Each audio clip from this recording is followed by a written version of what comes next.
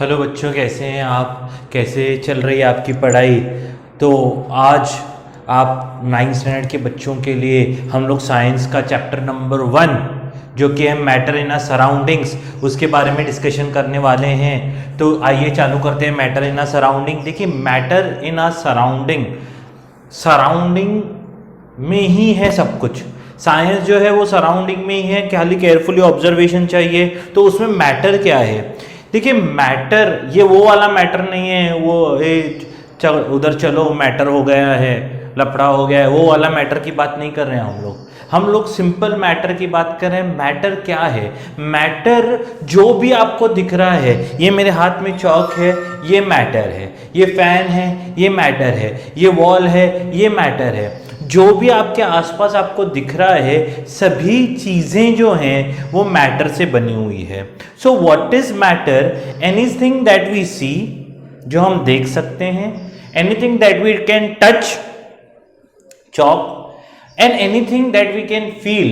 जैसे एयर को मैं देख तो नहीं सकता, टच भी नहीं कर सकता, पर फील कर सकता हूं। तो air we breathe, the food we eat, in fact human beings, हम पूरे जो मैटर से बने हुए हैं, हमारे अंदर क्या है, मसल्स हैं, बोन्स हैं, तो वो सब मैटर है। तो जो भी चीजों को आप देख सकते हो, आप स्मेल कर सकते हो, आप फील कर सकते हो, वो सभी चीजें मैटर हैं। तो ये पूरा जो सराउंडिंग है वो अलग अलग तरह के मैटर से बना हुआ है। मान लीजिए कोई चेयर है, वो प्लास्टिक, तो प्लास्टिक उसका मैटर है। मान लीजिए कोई डोर है, तो वुड, वो मैटर से बना हुआ है, उसका मैटर कौन है? वुड है।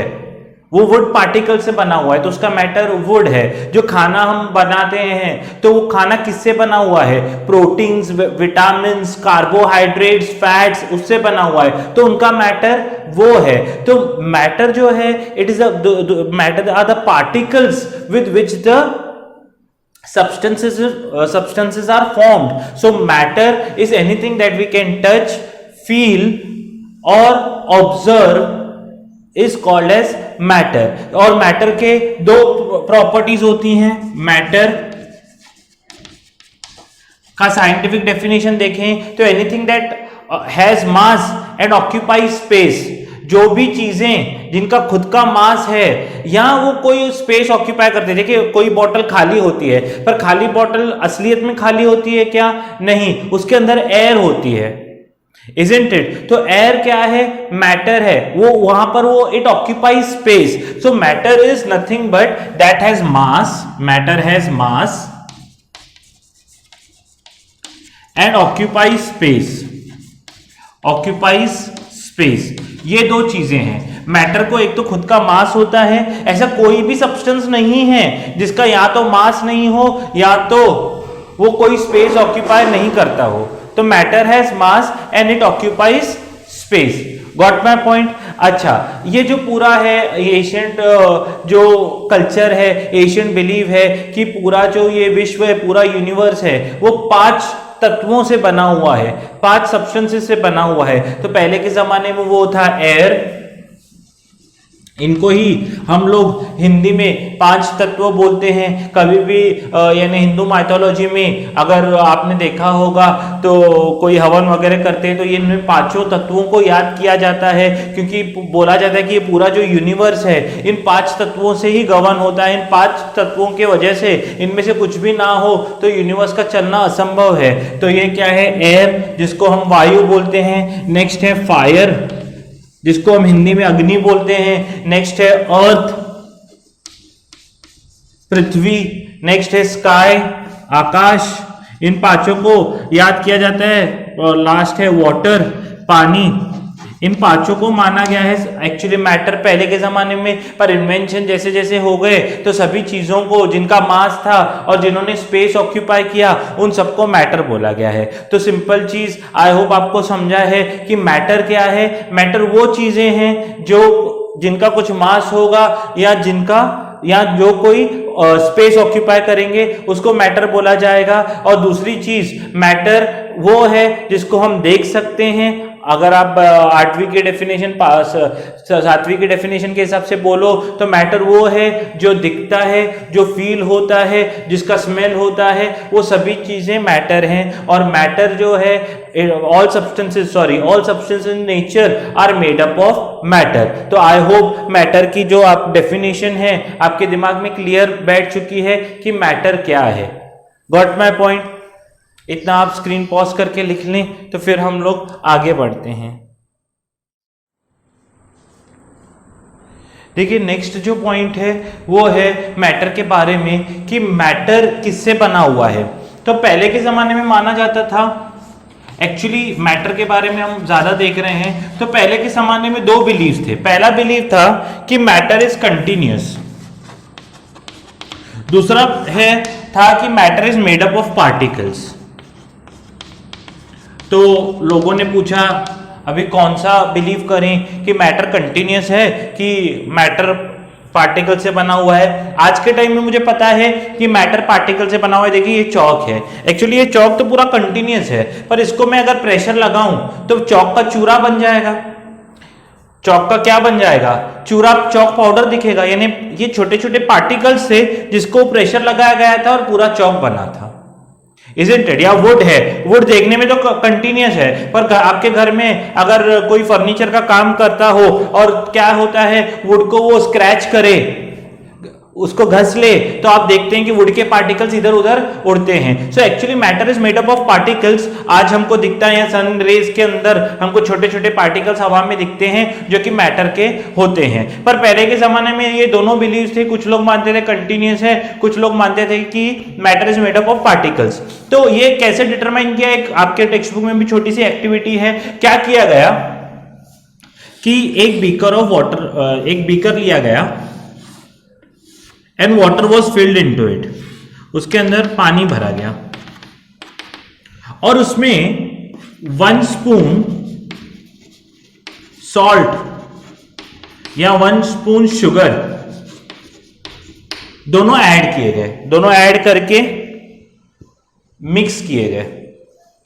अच्छा, दोनों ऐड करके मिक्स किए गए। आप भी घर पे जाओ, एक पानी का ग्लास लो, उसमें नमक ऐड कर लो या शुगर ऐड कर लो and you stir it. If you add sugar and salt and if you stir it, what will happen? Salt and sugar will dissolve in it. Salt and sugar उसमें dissolve हो जाएगा, घुल जाएगा अंदर पूरी तरह से। अगर पूरी तरह से वो घुल जाएगा तो क्या पानी का लेवल इंक्रीज होता है? पानी का लेवल बिल्कुल भी इंक्रीज नहीं होता। पानी का लेवल तो उतना ही होता है। Does the level of water increase? The answer is no. Level of water does not increase. Level of water does not increase. अच्छा, लेवल ऑफ वाटर अगर इंक्रीज नहीं होता है तो यानी क्या हो गया कि ये जो वाटर है अगर ये कंटिन्यूअस होता, मान लीजिए ये पूरा एक ब्रिक की तरह होता, ये पूरा मान लीजिए एक ब्रिक की तरह होता, तो ये जो सॉल्ट है वो कहीं पर भी ऑक्यूपाई होता। मान लीजिए एकदम नीचे ऑक्यूपाई हुआ है, मैं येलो से इसको करता हूं, मान लीजिए एकदम नीचे आ गया है, तो इसका लेवल जो है वो थोड़ा सा ऊपर चढ़ जाता। थोड़ा सा इमेजिन करने की कोशिश कीजिए। समझा, आप मान लीजिए एक ब्रेड लीजिए, ठीक है, ब्रेड के ऊपर आपने मान लीजिए पटेटो वगैरह लगाया तो लेवल इंक्रीज हो जाती है ब्रेड की। उसके ऊपर टमाटो लगाया तो लेवल इंक्रीज हो जाती है। ये क्यों इंक्रीज होती है? क्योंकि एक के ऊपर एक लेवल चढ़ रहा है, वो पूरे ब्रेड क्या है, कंटिन्यूअस है। तो यहां पर भी अगर ये पूरा ब्लॉक होता और सॉल्ट क्या होता, नीचे होता, तो पानी का लेवल इंक्रीज होना चाहिए, पर पानी का लेवल इंक्रीज नहीं हुआ है। इसका मतलब क्या है कि ये जो पूरा पानी है, इसके जो पार्टिकल्स थे उनके बीच में कुछ स्पेस था, छोटा छोटा स्पेस था, और हमारे जो सॉल्ट पार्टिकल्स हैं वो इस स्पेस में जाकर बैठे हैं। हमारे जो सॉल्ट पार्टिकल्स हैं, ये जो खाली जगह है उसके अंदर मान लीजिए हमारे जो सॉल्ट पार्टिकल्स हैं जाके बैठे हैं। तो thus it was concluded that matter is made up of small particles. Matter is made up of small particles. अगर एक कंटिन्यूअस होता तो क्या होता, एक पूरा लेयर होता और नीचे दूसरा लेयर होता, तो लेवल बढ़ना चाहिए था, पर ये बढ़ा नहीं। इसका मतलब क्या है कि जो पानी था उसके अंदर थोड़ी छोटी छोटी गैप थी, ये कंटिन्यूस तो नहीं था, छोटी छोटी गैप थी, और ये क्या थे, छोटे छोटे पार्टिकल्स थे, और मेरा सॉल्ट जो है आप व्हाइट कलर में देख सकते हैं उन गैप में जाकर बैठ गया। तो यहां से कंक्लूड होता है कि मैटर जो है वो कंटिन्यूस नहीं है, पर वो छोटे छोटे पार्टिकल्स से बना हुआ है। वो किससे बना हुआ है? वो छोटे छोटे पार्टिकल्स से बना हुआ है। दूसरा बिलीफ तो नहीं बोल सकते, पर मैटर कितना, साइज ऑफ मैटर के बारे में है, साइज ऑफ पार्टिकल्स, ये जो पार्टिकल्स हैं, size of particles of matter,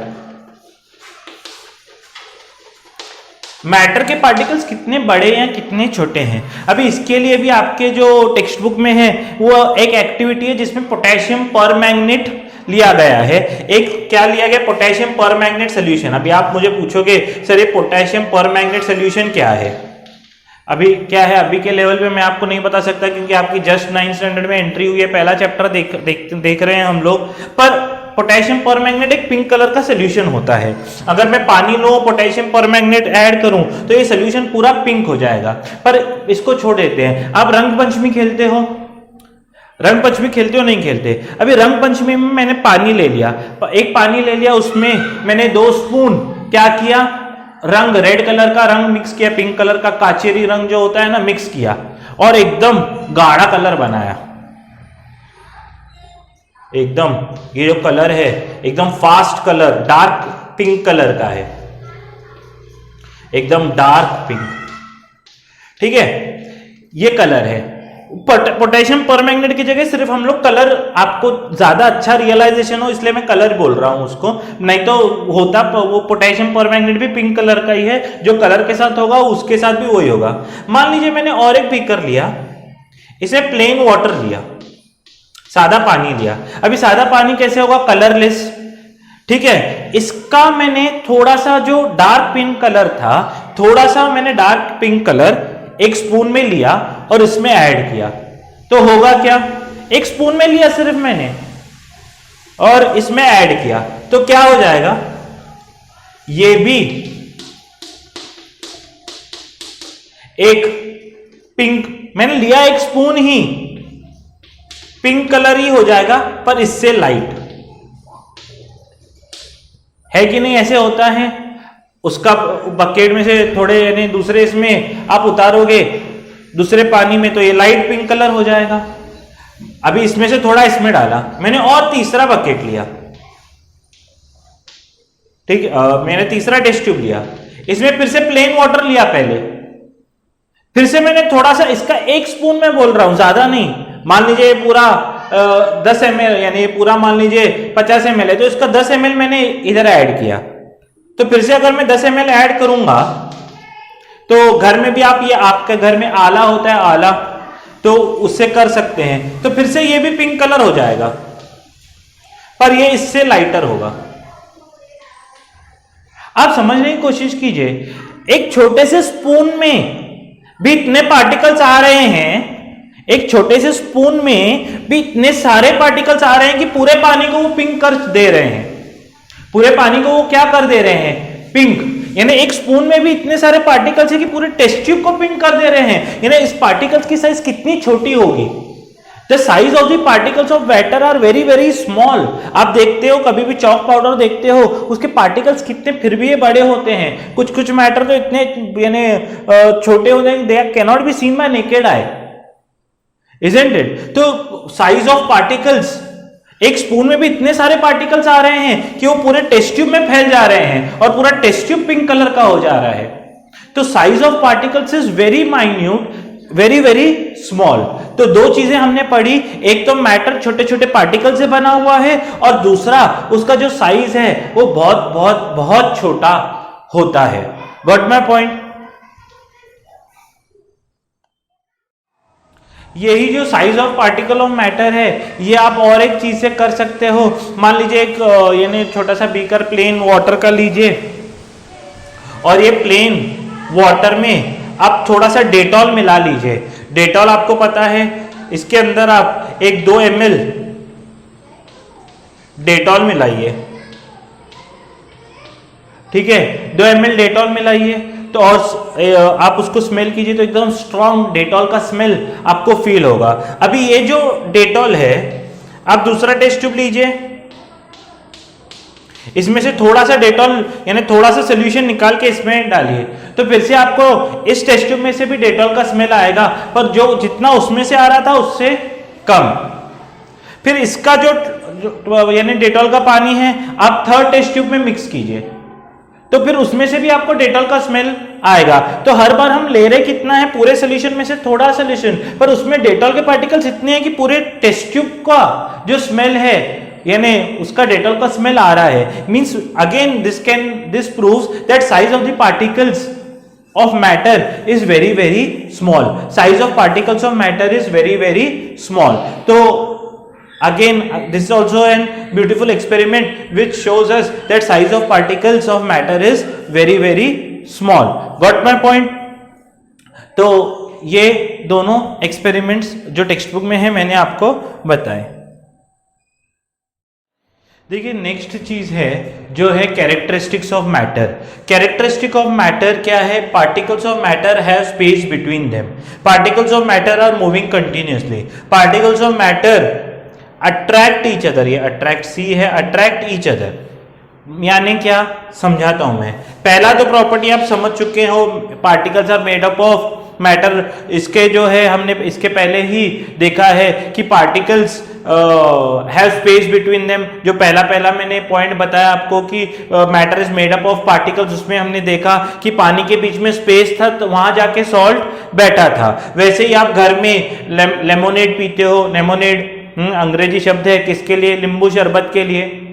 नींबू शरबत पीते हो नहीं पीते? नींबू शरबत में हम लोग क्या करते हैं, ग्लास में एक ग्लास लेते हैं, उस ग्लास के अंदर पानी भरते हैं, या रसना पीते होंगे आप लोग, इजंट इट? फिर उस जो है ग्लास के अंदर आप क्या करते हो, लाइम जूस ऐड करते हो, शुगर ऐड करते हो, सॉल्ट ऐड करते हो और उसको मिक्स करते हो। तो जैसे ही आप उसको स्टर करते हो, पूरा जो सॉल्ट है, शुगर है, वो सब क्या हो जाता है, उसके अंदर डिसॉल्व हो जाता है। किसके अंदर? पानी के अंदर डिसॉल्व हो जाता है। और क्या होता है, हर एक सिप में जब आप पीते हो तो आपको लेमन का सार टेस्ट भी आता है, शुगर का स्वीट टेस्ट भी आता है, और सॉल्ट का जो है एक सॉल्टी टेस्ट भी आपको आता है। तो हर एक सिप में क्यों आ रहा है? क्योंकि जो हर एक अभी ये सोल्यूशन बना है, हर एक सिप के अंदर क्या है, पार्टिकल्स, जो हर एक सिप के अंदर जो पार्टिकल्स आपके यानी आपके सिप में आ रहे हैं, वो कौन कौन से पार्टिकल्स हैं? सॉल्ट पार्टिकल्स हैं, लेमन पार्टिकल्स हैं, वाटर है, शुगर है, वो सब आपके एक एक सिप में आ रहे हैं। ये क्यों? क्योंकि पानी के बीच में जो बड़े बड़े यानी जो पानी के पार्टिकल्स थे, उसके अंदर मान लीजिए मैंने अलग अलग कलर ले रहा हूं, आई होप स्क्रीन के अंदर आपको दिखे। स्पेस था तो सॉल्ट पार्टिकल्स थे, शुगर पार्टिकल्स थे, लेमन पार्टिकल्स थे, वो स्पेस के अंदर वो जाके बैठे हैं। अगर आप मान लीजिए लेमन आप ऐड करते हो, सॉल्ट ऐड करते हो, शुगर ऐड करते हो, तो इसका लेवल तो बढ़ नहीं जाता पानी का, वो ओवरफ्लो तो करने नहीं लगता है, पर लेवल बढ़ा नहीं है। इसका मतलब क्या है, जो लेमन के पार्टिकल्स थे, सॉल्ट के पार्टिकल्स थे, वाटर के पार्टिकल्स थे, वो कहां जाके बैठे? इसके बीच में जो स्पेस था। हालांकि ये स्पेस हमको दिखता नहीं है, बहुत ही छोटा होता है, पर होता जरूर है जहां पर ये जाकर पार्टिकल्स बैठते हैं। सो जो पहला कैरेक्टरिस्टिक है, particles of matter have space between them. वैसे ही आप चाय बनाओ, जो दूध के पार्टिकल्स के बीच में चाय में क्या बैठते हैं? टी लीव्स जो आप ऐड करते हो। चाय कैसे बनाते हैं? सर दूध लेते हैं, उसमें आगे अंदर टी लीव्स डालते हैं, उसके अंदर हम लोग शुगर डालते हैं और हीट करते हैं, इजंट इट? तो पूरा जो व्हाइट कलर दूध है वो एकदम ब्राउनिश कलर का टी बन जाता है। ये क्यों बनता है? क्योंकि पूरे दूध में क्या हो चुका है, टी के जो लीव्स हैं वो डिसॉल्व हो चुके हैं। टी के लीव्स क्या हो चुके हैं? डिसॉल्व हो चुके हैं। और हर एक सिप में आपको टेस्ट किसका आता है? टी लीव्स का टेस्ट आता है, आपको शुगर का टेस्ट आता है। ये क्यों आता है? कि जो पहले दूध के पार्टिकल्स थे, उसके बीच में कौन बैठा है जाके? उसके बीच में टी लीव्स और शुगर जाके बैठे हैं। तो जो पहला है कैरेक्टरिस्टिक यानी क्या, उसका प्रॉपर्टी क्या है कि मैटर तो पार्टिकल से बना हुआ रहता है, पर इन पार्टिकल्स के बीच में छोटी छोटी स्पेस होती है, इसलिए दूसरी चीजें उसके अंदर मिक्स होती हैं। Got my point? तो ये है पहला यानी एक्टिविटी या पहला प्रॉपर्टी, सॉरी एक्टिविटी नहीं बोलना चाहिए मुझे। दूसरा प्रॉपर्टी है particles of matter are moving continuously. Particles of matter are moving continuously, ये कैसी बात है सर? हाँ ये बात है, जैसे मान लीजिए मैंने अभी ये एक कोने में इंसेंस स्टिक लगाई। इंसेंस स्टिक यानी क्या सर? अगरबत्ती।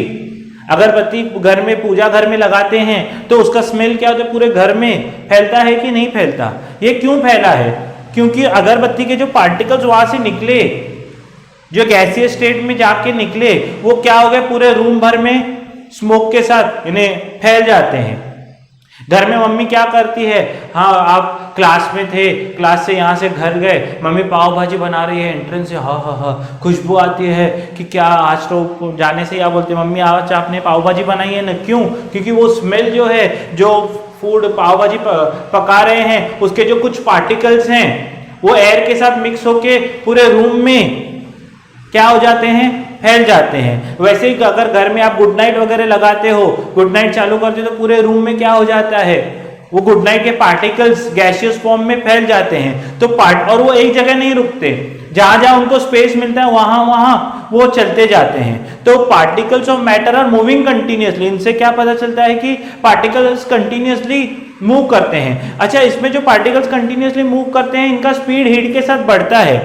व्हाट इज मीन्स मूव करने के लिए कुछ एनर्जी लगेगी। पार्टिकल्स के पास क्या होता है? पार्टिकल्स मूव क्यों कर पाते हैं? क्योंकि उनके पास एक तरह का एनर्जी होता है जिसको हम काइनेटिक एनर्जी बोलते हैं। तो अगर मैं किसी पार्टिकल को हीट करता हूं, यानी उसको हीट करता हूं, यानी उसको एनर्जी दे रहा हूं, तो अगर हीटेड, अगर गर्म, देखिए पाव भाजी गर्म हो जाती है, मान लो घर में क्या होता है, मम्मी ने सुबह पाव भाजी पकाई है तो सुबह खुशबू आएगी, पर जब शाम को आप घर जाते हो तब खुशबू आती है क्या? नहीं आती है।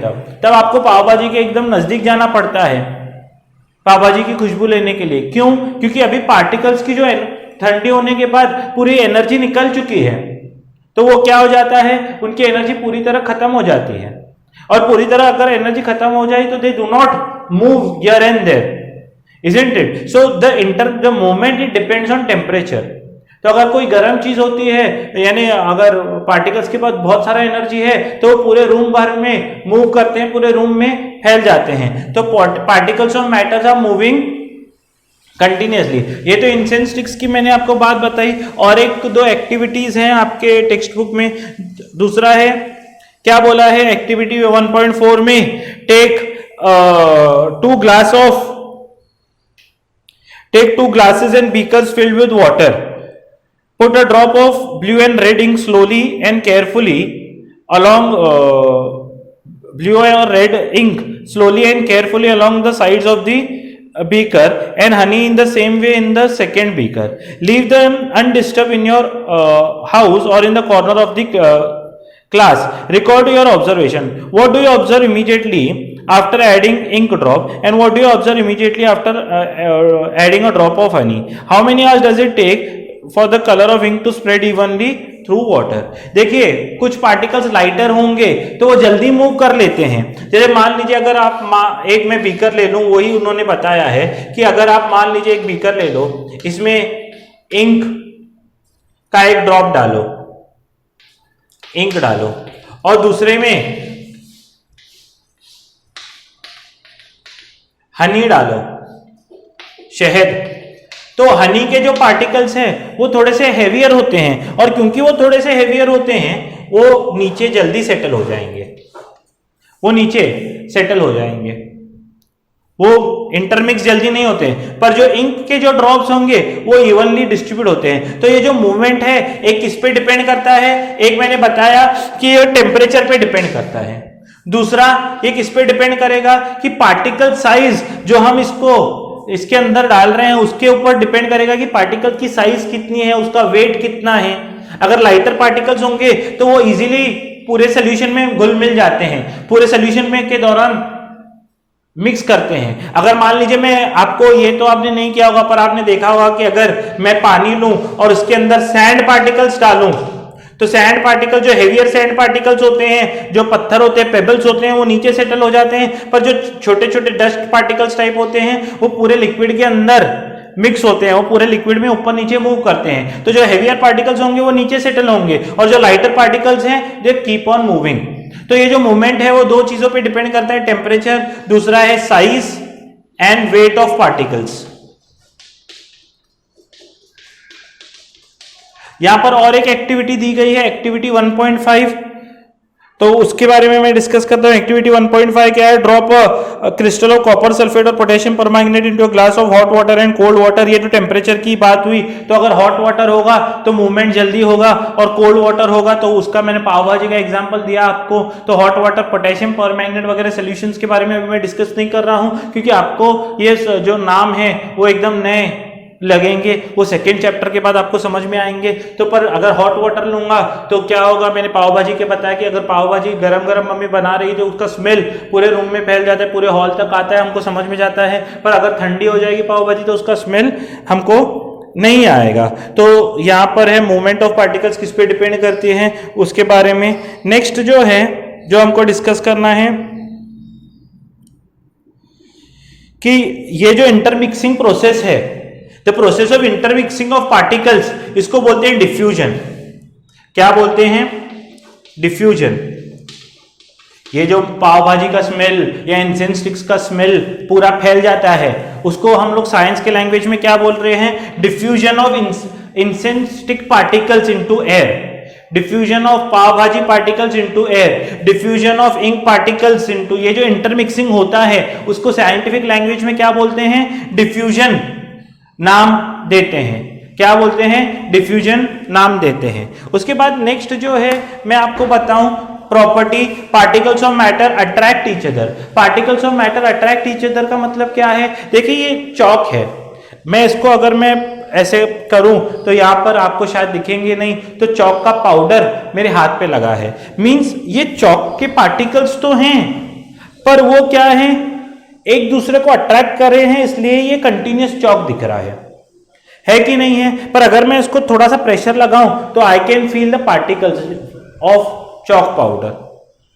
इसका मतलब क्या है? ये जब सभी पार्टिकल्स एक दूसरे को पकड़ के बैठे हैं तो ये कंटिन्यूअस दिख रहा है। पर अगर मैं उसको तोड़ना चाहूं तो ये देखिए दो पार्टिकल्स टूट गए। इसका मतलब क्या है? मैंने ज्यादा फोर्स लगाया, जितना इनका अट्रैक्शन था उससे ज्यादा फोर्स लगाया तो ये टूट गया। समझ में आ रहा है? तो पार्टिकल्स ऑफ मैटर, कई कबार आप देखिए अगर आप कंपास लेते हैं उसके अंदर स्केल रखते हैं, उसके अंदर ऊपर अगर आप रबर रखते हैं और बंद करते हैं तो स्केल और रबर एक दूसरे से चिपक जाते हैं। क्यों? क्योंकि पार्टिकल्स जो बॉटम ऑफ द रबर होते हैं और स्केल वो एक दूसरे को अट्रैक्ट कर लेते हैं। कई बार आपने ऐसी चीजें देखी होंगी, दो बुक चिपक जाते हैं, दो पेजेस चिपक जाते हैं। क्यों? क्योंकि वो पार्टिकल्स एक दूसरे को अट्रैक्ट कर रहे हैं और ये अट्रैक्शन के ऊपर डिपेंड करता है कि कितना पार्टिकल हार्ड है। जैसे मान लीजिए मैंने यहाँ पर 2 या 3 लोगों को बुलाया, 2 लोग हैं वो एक दूसरे को गले पकड़ के रुके हुए हैं। मैंने दूसरा ग्रुप लिया, उसमें 2 लोग ऐसे हाथ पकड़ के रुके हुए हैं। मैंने तीसरा ग्रुप लिया जो एक दूसरे के सिर्फ हाथ टच कर रहे हैं। 3 ग्रुप्स हैं। एक ग्रुप क्या किया है? एक दूसरे को गले मिलके रुका हुआ है। दूसरा ग्रुप क्या कर रहा है? एक दूसरे के हाथ पकड़ के रुका है। तीसरा ग्रुप क्या कर रहा है? जस्ट एक दूसरे को टच कर रहा है। अभी तीनों ग्रुप्स में पार्टिकल यानी जो लोग हैं वो पार्टिकल्स हैं। जो पहला ग्रुप है वो एकदम एक दूसरे गस के पकड़ा हुआ है। दूसरा है एक दूसरे के यानी हाथ पकड़ के रुका हुआ है। तीसरा है जो एक दूसरे के सिर्फ हाथ टच कर रहा है, पकड़ा भी नहीं है। तो अगर मैं तोड़ने की कोशिश करूं तो इजीली कौन सा ग्रुप तोड़ सकता हूं? आप बोलोगे डेफिनेटली सर जो एक दूसरे के सिर्फ हाथ टच करते हैं उनको तो आप इजीली सेपरेट कर सकते हैं। यही चीज होती है, जो पार्टिकल्स हैं वो एक दूसरे को अट्रैक्ट करते हैं। अगर मैं एक आयरन रॉड लूं, एक ग्लास रॉड लूं, ये ग्लास रॉड है, ये आयरन रॉड है, साइज सबकी सेम है, आयरन रॉड है, उतना ही मैं एक चौक का पीस लूं और मैं क्या करता हूं, ब्रूस ली जैसे चौक को मारूंगा, ठपैक टूट जाएगा। आप ताली मारो, क्या सर आपने तोड़ दिया। दूसरा ग्लास को मारूं, ठपैक, तो मान लीजिए पहले से थोड़ा सा ज्यादा फोर्स लगाना पड़ेगा तो ग्लास टूटेगा, पर टूटेगा तो सही। और तीसरा मैं लूं आयन, ठपैक करूं या झपैक करूं या ये करूं, आखिरकार मेरा हाथ दर्द करने लगेगा पर ये टूटेगा नहीं। अभी तीनों में तो पार्टिकल्स थे, पर इसके पार्टिकल्स एक दूसरे को स्ट्रांगली अट्रैक्ट कर रहे थे, एक दूसरे के गले मिलके रुके थे, तो ये मैं तोड़ सकता हूं क्या? नहीं। तो ये जो अट्रैक्शन है पार्टिकल्स में, ये इसको बोलते हैं इंटरमोलिकुलर फोर्स ऑफ अट्रैक्शन। और जितना ये अट्रैक्शन ज्यादा होता है उतना पार्टिकल क्या हो जाता है? हार्ड हो जाता है। तो ये तीनों प्रॉपर्टीज के बारे में हमने डिस्कशन किया कि particles of matter have space between them, particles of matter are moving continuously, particles of matter attract each other, और इनके सबके बारे में एक्टिविटीज मैंने आपको बताए हैं। तो आई होप आपको यहां तक समझा है। आज मैं आपको 2 से 3 क्वेश्चंस देता हूं आज के लेक्चर के ऊपर। हर रोज हम जैसे ही लेक्चर खत्म करेंगे आपको कुछ क्वेश्चंस दिए जाएंगे, वो लर्न करके आपको लिखने हैं। तो पहला जो आज मैं छोटे छोटे देता हूं क्वेश्चंस, पहला लेक्चर है इसलिए पहला है व्हाट इज मैटर, दूसरा कैरेक्टरिस्टिक्स ऑफ मैटर। एक आप नया बुक बनाएं, उसमें सुंदर लिखाई करके आप क्या कर सकते हैं, characteristics of matter. Diffusion, what is diffusion, ये सब लर्न करके लिखना है। डिफ्यूजन, उसके बाद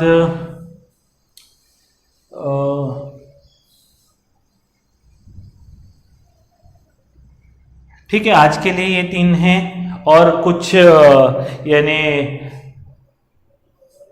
अब एक्टिविटी टाइप क्वेश्चंस हैं जो पेज नंबर 3 पे या 4 पे, ये कैरेक्टरिस्टिक्स ऑफ मैटर खत्म होने के बाद 3 क्वेश्चंस हैं, वो तीनों क्वेश्चंस के बारे में भी मैंने डिस्कस किया हुआ है। तो ये 3 और वो 3 जो क्वेश्चंस हैं वो आपको लर्न करके लिखने हैं। आज के लिए 6 क्वेश्चंस हैं और जो जो 3 पेजेस मैंने आज सिखाए हैं वो पूरे एक साथ अच्छी तरह रीड करना है, इंपॉर्टेंट पॉइंट्स उसमें भी मार्क करना है। कुछ भी आपको डाउट हो तो आप पूछ सकते हैं। तब तक अभी नेक्स्ट लेक्चर में हम लोग चैप्टर आगे देखेंगे, तब तक पढ़ते रहिए, अपना ख्याल रखिए, अपने पेरेंट्स का ख्याल रखिए। जय हिंद। वीडियो पसंद आता है तो लाइक ज़रूर करें और अपने फ्रेंड्स के साथ भी शेयर करें।